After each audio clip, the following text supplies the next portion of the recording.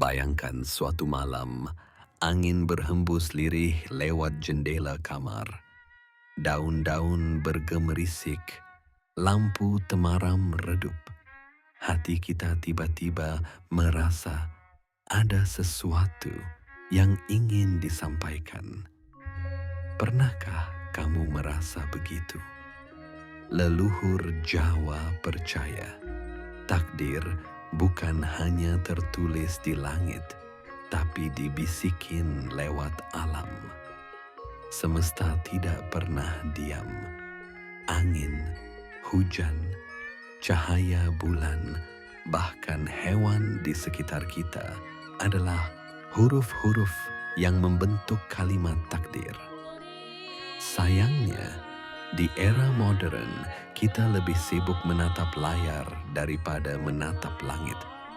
Kita lebih sering mendengar dering notifikasi daripada bisikan semesta. Padahal, dalam primbon Jawa, manusia disebut jagat cilik, miniatur semesta. Segala yang ada di luar sana punya resonansi di dalam diri kita.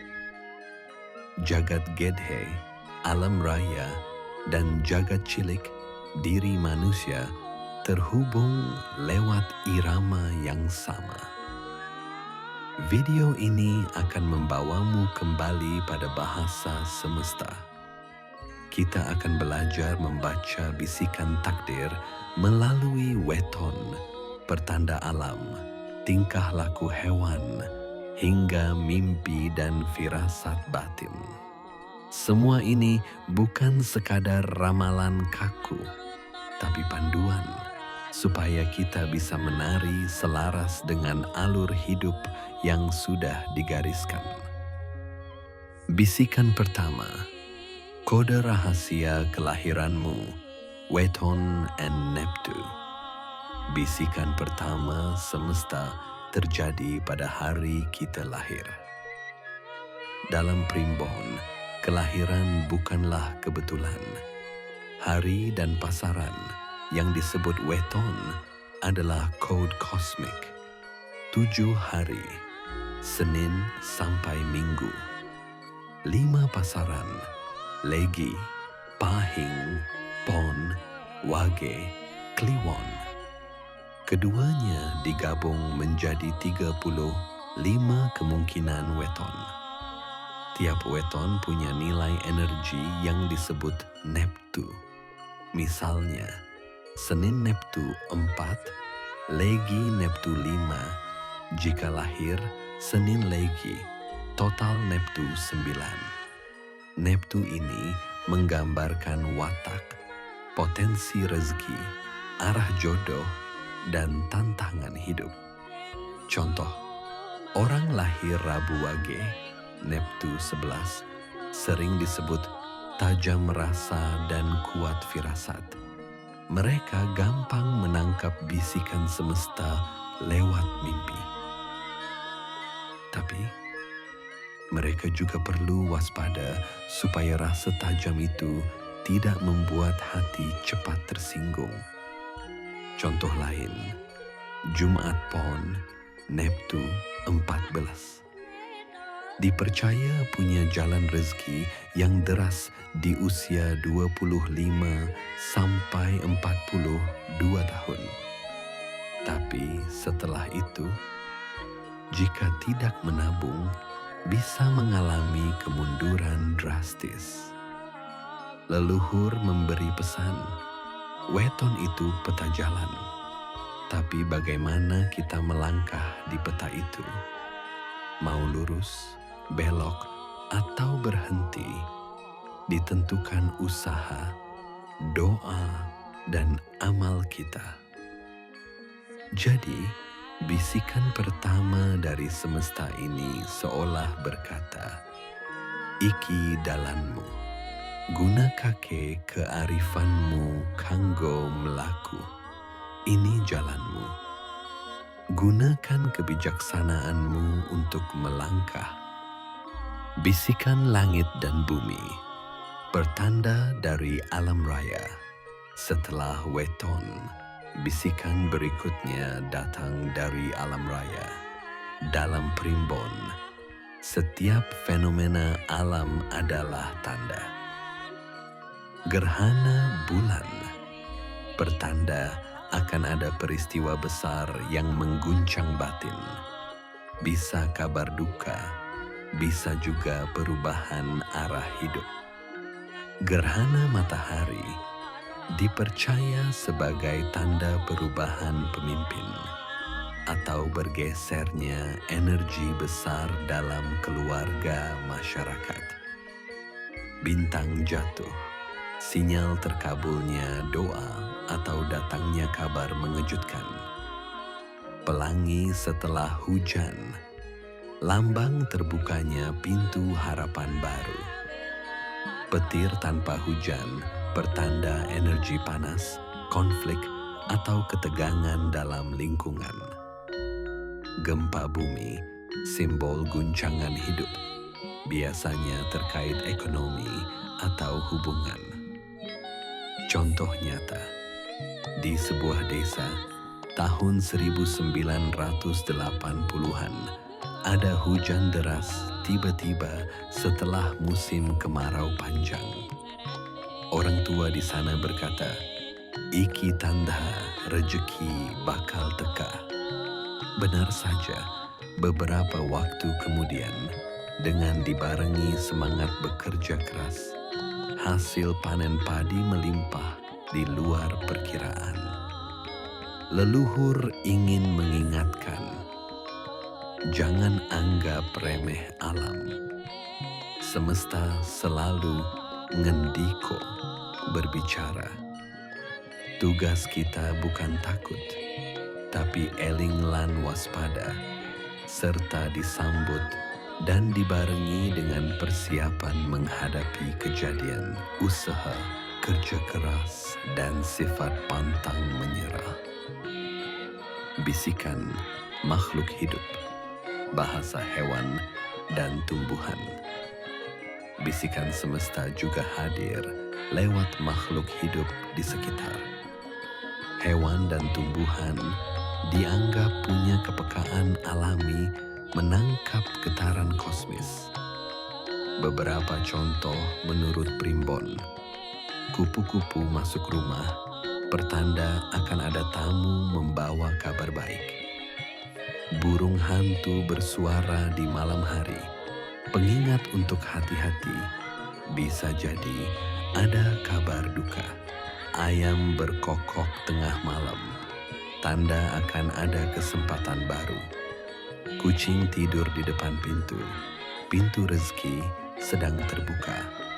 Bunga mekar tidak pada musimnya, lambang datangnya kebahagiaan atau keberuntungan lebih cepat. Kisah, seorang petani melihat bunga melati di pekarangannya mekar di luar musim.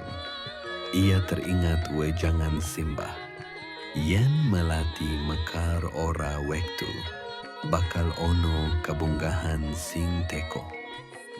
Tak lama kemudian, anaknya yang lama merantau pulang membawa rezeki besar. Pesannya, hewan dan tumbuhan adalah sahabat. Mereka bukan sekadar penghias bumi, tapi juga penyampai pesan semesta. Segala sesuatunya ditentukan dan datang dari Gusti Allah. Manusia hanya bisa mencoba membaca tanda-tandanya, untuk kemudian bereaksi untuk menyambutnya, baik dengan usaha untuk mewujudkan keinginan, mencoba terus kesempatan yang datang, atau mempersiapkan mental jika ternyata firasat kesedihan menjadi kenyataan. Layaknya jika kita melihat rambu di jalan bergambar tempat ibadah yang mengingatkan kita untuk berhenti dan melaksanakan kewajiban. Mendengar suara kendaraan datang sewaktu hendak menyeberang. maka sebaiknya kita menahan langkah agar terhindar dari bahaya. Demikian pula tanda atau bisikan yang ada di seputar kita mengirimkan pesan. Bisikan dari dalam, mimpi dan sasmito. Bisikan paling halus datang dari dalam diri. Dalam primbon, ini disebut mimpi dan sasmito, firasat. Mimpi bukan sekadar bunga tidur, tapi cermin bawah sadar dan kadang pesan gaib. Mimpi digigit ular, pertanda dekat jodoh. Mimpi melihat air jernih, rezeki lancar, hati tenang. Mimpi rumah kebakaran, hati sedang penuh kegelisahan, butuh istighfar. Sasmito adalah firasat yang datang tiba-tiba. Misalnya, kita merasa berat untuk keluar rumah, dan ternyata belakangan ada kecelakaan di jalan yang tadinya hendak kita lalui. Itu dipercaya sebagai bisikan sedulur pancer, saudara gaib yang menjaga kita. Cara menajamkan, melatih ketenangan batin lewat doa, tirakat, atau meditasi. Menjaga hati tetap bersih dari iri, dengki, dan amarah. Menulis mimpi dalam catatan kecil, lalu melihat polanya. Ingat pesan Jawa, sapa sing eling lan waspodo, bakal selamat. Siapa yang selalu ingat dan waspada akan selamat. Arah rezeki dan kejayaan, bisikan untuk langkah hidup. Dalam primbon, bisikan semesta juga hadir dalam bentuk arah rezeki. Tiap orang berdasarkan weton punya poros energi yang bisa dimanfaatkan. Contoh, menurut Pal Srigati, primbon klasik. Usia 0-12. Masa belajar jangan banyak menuntut hasil. Usia 25-42. Masa puncak rezeki. Waktunya menabung. Usia 50 ke atas. Masa menjaga keseimbangan. Jangan memulai usaha baru yang terlalu besar. Jika bisikan alam menunjuk rezeki mengalir deras, pesan itu bukan untuk dihambur-hamburkan, tapi untuk disimpan, ditabung, dibagi. Karena akan ada fase di mana rezeki surut, dan bekal tabungan itulah yang menyelamatkan. Menyelaraskan bisikan. Panduan praktis. Apa yang harus kita lakukan ketika menerima bisikan semesta? Pertama, kalau pertanda baik, syukuri, manfaatkan untuk menambah amal dan menolong sesama. Kedua, kalau pertanda kurang baik, jangan panik. Persiapkan mental, perbanyak doa, sedekah, dan menjaga silaturahmi. Dalam primbon, sedekah dipercaya bisa ngalih bala, mengalihkan musibah. Ketiga, kalau ragu, kembali pada laku spiritual, doa, jikir, meditasi, kejernihan hati akan membuat kita bisa membedakan mana bisikan sejati, mana sekadar pikiran sendiri. Kesimpulannya, dari weton kelahiran, pertanda alam, tingkah hewan, hingga mimpi dan firasat, kita belajar bahwa semesta enggak pernah diam. Ia selalu berbisik, memberi arah, dan mengingatkan kita. Primbon bukanlah vonis yang kaku, tapi kitab kebijaksanaan, sambil terus dengan keyakinan bahwa segala sesuatunya tetap datang dari Gusti Allah Subhanahu wa Ta'ala. Primbon mengajak kita berjalan bukan dengan rasa takut, tapi dengan rasa eling dan waspada. Takdir memang milik Allah, tapi lewat primbon kita belajar cara membaca peta jalan hidup.